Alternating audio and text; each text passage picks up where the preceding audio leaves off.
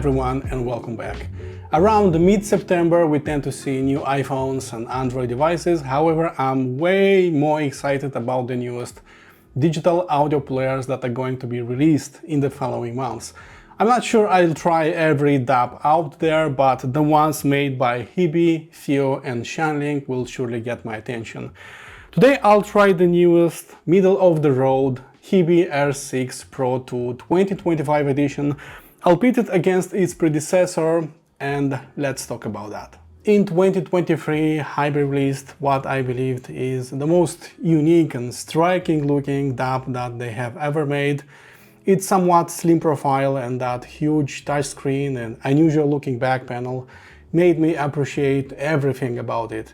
While everyone was still using some huge chins below the display assembly and had much smaller screens, HiBy adopted this modern smartphone-like appearance, getting tons of style points in return. I still think it's the most striking looking DAP to date, but how about the 2025 edition? Well, you know the saying, if it ain't broke, don't fix it. That's exactly what HiBy did with their 2025 edition, because it looks exactly the same. The only difference is that the leather case included in the package now has a small cutout around the buttons, so you'll press them easier when needed this time around. The case is soft on the inside and much harder on the outside, and it should protect your precious DAP from accidental drops. You know what else has changed? Most of the internal components and also its asking price. The old one was selling for $750 and for its time it was a very advanced digital audio player, but the new one is selling for $699 US, all while improving most of its components, and let's talk about that. We still have an open Android 12 platform, and yes, you can install any third-party app you might desire. The Google Play Store is fully functional and you can start downloading most of your apps you already use on your smartphone, including hi-fi streaming apps, games, YouTube, browsers, and so on. The Snapdragon 665 is still there, and it's something that I'm not very happy about, but it gets the job done and it still works fine on a mid-fi DAP like this. The RAM memory went up from 4 gigs to 6 gigs, and also the internal storage has doubled from 64 gigs to 128 gigs. It's still not enough to store lots of lossless music albums, but it's enough to have all of your third-party apps. If you want to expand the storage, you can of course use that micro SD card slot, and it supports micro SD cards up to 2 terabytes in size. Discussing all things audio, this is where HiBy invested most of the research and development time.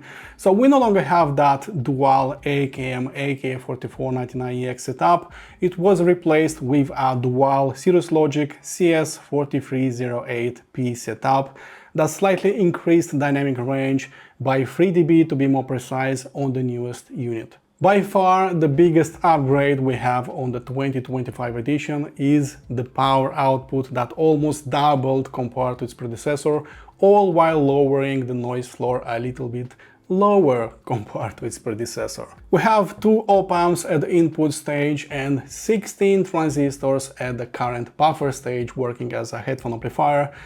That is something very cool, that's something that you don't see very often, and you can bias them in Class AB or Class A operation, something that is so cool to have in a portable device like this. The power output went up to 632 milliwatts of power per channel in high gain via the balanced out versus 383 milliwatts on the older R6 PRO II. The power output almost doubled, however the noise floor went down from 3.1 to 2.5 microvolts, meaning that it's now better than ever with ultra-sensitive IMs. We still have a switchable Class A or Class AB working mode, but expect a much lower battery life, especially in Class A, driving some demanding planar headphones. In my case, I got almost 10 hours, so it was 9 hours and 45 minutes with the HE1000 unveiled at a volume of 65 on the balanced out, on the high gain, so that's okay, but I've got just 4 hours and 50 minutes in Class A working mode with the same headphone and at the same volume position. So clearly Class A consumes a lot of power compared to Class AB, but it also sounds better, and more about that in a second. Besides this, you can still use it as a USB DAC if you wish.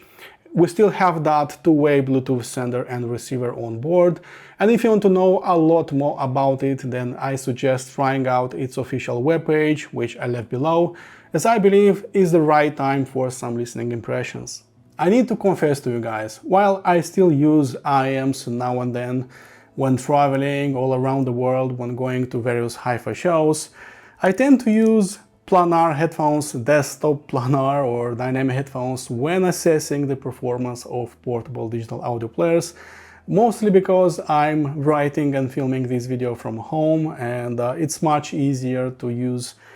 They are more comfortable, they are more complete sounding to me as opposed to small IEMs, so I tend to use these, with portable digital audio players. But this is counterintuitive because they were not made to drive planar or dynamic headphones. They were made to drive IEMs or portable headphones. However, in the last 3 years or so, the DAP market has shifted and you can finally drive some desktop planars or dynamic headphones with some ultra powerful but also expensive digital audio players. If you take the R6 PRO II as a very good example, this was not one of the most powerful devices that I have tried. Actually, it was one of the least powerful digital audio players that I have tried, having just 383 milliwatts of power on the balanced output. It was incapable of driving the most demanding loads. For example, with HE1000 unveiled, I was almost maxed out with this. So clearly it was not made to drive some very demanding headphones. However, this one is almost twice as powerful compared to its predecessor, and I can finally drive the HE1000 unveiled, HD800S and many other headphones pretty easily, and I don't need to reach some upper power limits like 80 or 85 or 90. I can stay at the 70, maybe 75. 65 with such headphones, which I believe is just all right. I have tons of headroom remaining, and also the sound is not changing its tonality in any way. When jumping from absolute silence to 100 dB SPL on the R6 PRO II OG, when listening to Prison by System of a Down, you can feel that it's gently pressing the brakes and it's not shoving all that energy into your ears. It's still punchy and it's still organic, but it's not getting a 10 out of 10 in this regard. It's more like a 8 out of 10 when it comes to dynamics. This one is no longer pressing the brakes, it's no longer gentle, and you can feel that force just immediately. This one is getting a 10 out of 10 in terms of dynamics with this particular track. So this is where the 2025 edition feels like a significant upgrade. The instant rise in SPL is no longer gently pressing the brakes, and it feels like the music is freer this time around. It goes lower and higher in intensity when needed, and this is what an impressive dynamic range is supposed to be, and I can only presume that a much beefier headphone amplifier section made it punchier, more physical and dynamic sounding at the same time. Except for dynamics, almost doubling the power output on the newest unit opened the door to so many possibilities, and let me explain to you what I mean by that. First of all, we have more power, and of course you can drive some additional headphones, dynamic, planars, you have more headroom, you have a nicer control of the drivers, all of that is great. But also when driving absolutely the same headphone on these both devices, I'm lowering the volume on this one for a similar SPL, and therefore I get a longer battery life on this one. So on average I get almost 35 extra minutes of playtime in Class A working mode, and in Class AB a little over 1 extra time when using the same headphones and the same volume position measured with the mini DSP ear system. Although the HiFiMan HE1000 unveiled and also Sennheiser HD800S worked okay, let's say so, on the OG R6 PRO II, they are working much better, I'd say, on the newest device. The sound is fuller, dynamics are more powerful, and there is more power on top.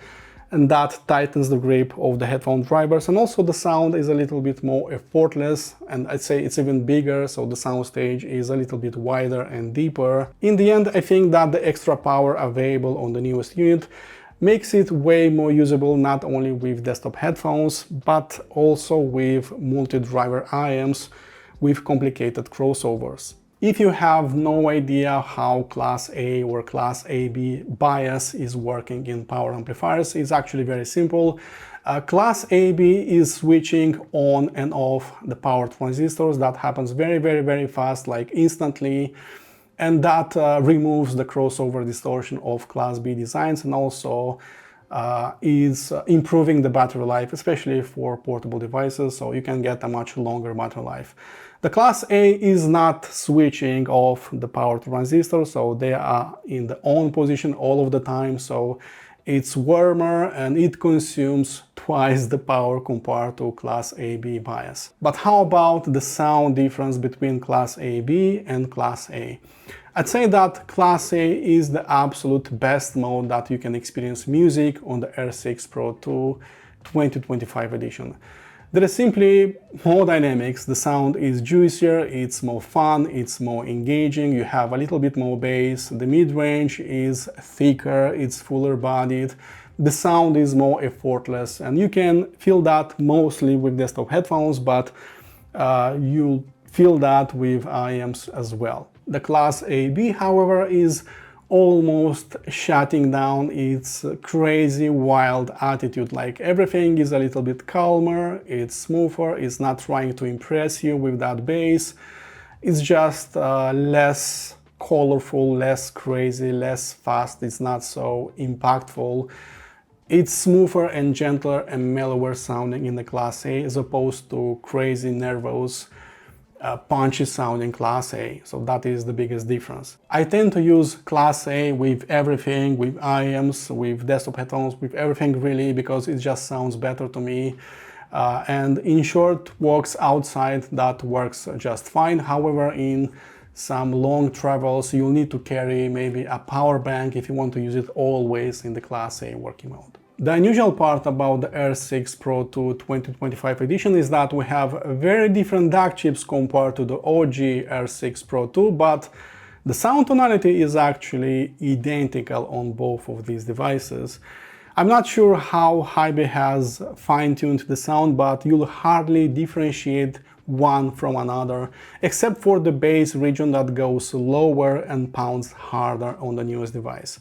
So engage the Class A mode, and from a smooth and mellow, the sound will get weightier and full-bodied, adding a ton of bass energy along the way. The bass wasn't just fast and precise, but also fun and engaging to listen to. So this is the biggest change when you go from AB to Class A. It's fun factor going really high. It was almost like I was no longer listening to a portable digital audio player, but to a fully fledged DAC amp combo that has tons of power and it's biased into Class A, fully discrete. It sounds mostly like that if you engage the Class A working mode. The grip it has over planar drivers was quite obvious, and if you intend on using desktop headphones with bass intensive music, then Class A bias again gets my highest recommendation.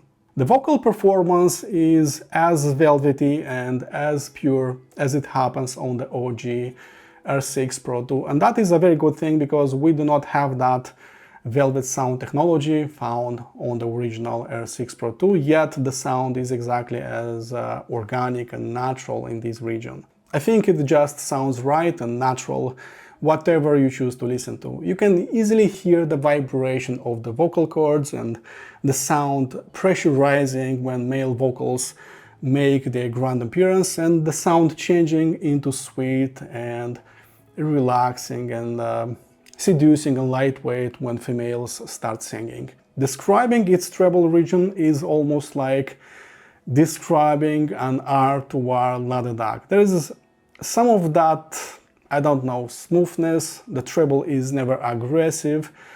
Listening fatigue is never settling in, so forget about over sharpness. It doesn't have any of that. Engage Class A again, and that will further relax the sound and make it much more enjoyable to listen to.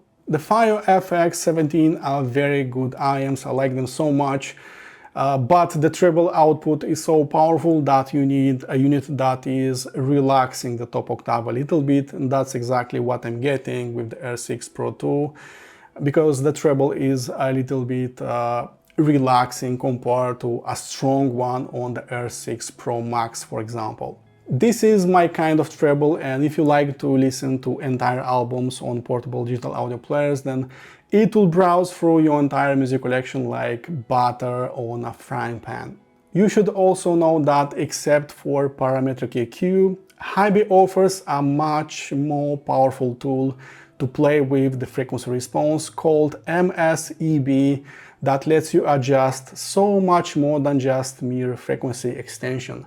From here you can make it darker or brighter sounding, make the bass heavier or lighter, change the bass extension and its texture. You can move or remove some note thickness. You can make the voices thicker or crisper. You can even control the impulse response. So yeah, you can make it pretty much your own. And this is what makes HiBy different from all other brands. And if you start tinkering with all of these settings, including with harder plugins, then there's a chance there won't be two units that sound identical.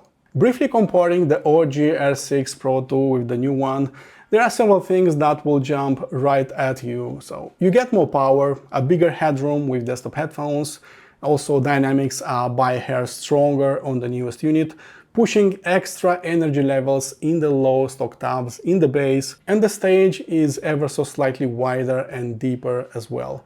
The battery life seems a tad better when using exactly the same pair of IMs or headphones, since you no longer need to push the volume as high to reach a similar SPL. The operating system feels a tad snappier on the newest unit, and I can only presume that the extra RAM memory makes it a little bit faster by comparison in this regard. The 2025 edition brings some serious quality of life improvements, and everything I've complained about in my original review seems to be taken care of. However, don't expect a significant improvement in every metric, because this is mostly what Apple does with every smartphone release. We have the same unusual cool look, just a nicer overall experience.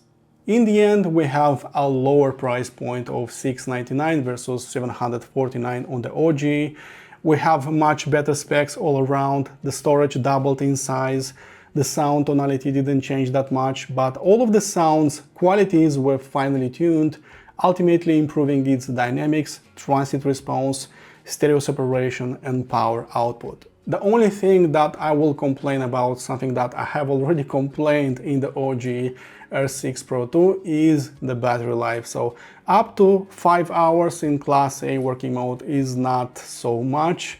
10 hours in Class AB it's okay, but 5 hours in Class A is a little bit too little, and that's why I recommend traveling with a power bank, with something like this, because Class A is just sounding better and you don't want to miss that amazing full-bodied and dynamic sound. Still, considering everything I just said about it, this is an impressively built unit with one of the most courageous designs out there, and it sounded just fantastic with both IMs and desktop headphones, and I will wholeheartedly recommend this one to you. It sounds just amazing. And I think it sounds a little bit better compared to a pricier R6 Pro Max, but don't tell HiBy about this. Okay guys, I hope you enjoyed my review. Please don't forget to like, dislike, maybe subscribe to this channel if you found this video helpful. And I'll see you next week with an awesome sounding all-in-one combo from Italy. Have a nice weekend. See you soon. Cheers.